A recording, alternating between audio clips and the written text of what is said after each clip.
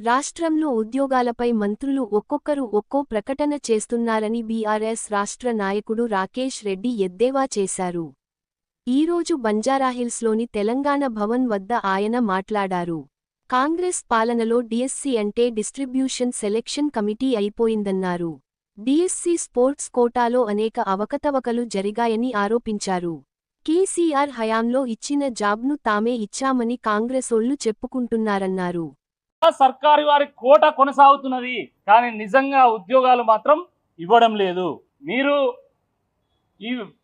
మీ వాటా కోసమో పాట కోసమో ఉద్యోగాలకు దొంగ ముచ్చట్లు, ఉద్యోగస్తులకు నిరుద్యోగులకు దొంగ ముచ్చట్లు చెప్తే ఈరోజు నమ్మడానికి ఎవరు సిద్ధంగా లేరు.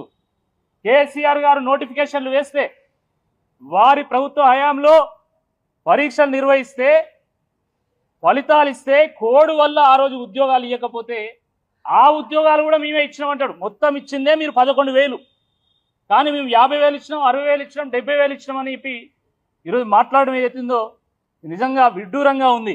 ఆస్తుల సంపాదన మీద ఉన్నటువంటి శ్రద్ధ ఈరోజు దాంట్లో ఒక పావుల వంతు నిరుద్యోగ సమస్యను పరిష్కారం చేయాలని దాని మీద ఉంటే, ఈ నిరుద్యోగులు ఈరోజు సంతోషంగా వాళ్ళు ఉద్యోగాలు చేసుకునేటువంటి వాళ్ళు, నిరుద్యోగ సమస్య పరిష్కారం అయ్యేది. కానీ ఈరోజు ఎంతసేపు మీకు పర్సంటేజ్ల మీదనే యావ కదా, మన సిగ్గు లేకుండా మాది ప్రజాపాలన కాదు, పర్సంటేజ్ల పాలన కొనసాగుతూ ఉన్నది. కేవలం వీటిలోనే కాదు, ఉద్యోగాల్లో కూడా గ్రూప్ 1 విషయంలో ఏం జరిగింది, డిఎస్సి స్పోర్ట్స్ కోటాలో ఏం జరిగింది, అవకతవకలు జరిగినాయి, గందరగోళానికి గురైనాయి, అన్ని కూడా ఏదో గోల్మాల్ అయింది అని చెప్పి మేము ఆరోపణ చేస్తే కూడా ఇప్పటి వరకు సమాధానం లేదు ప్రభుత్వం నుండి.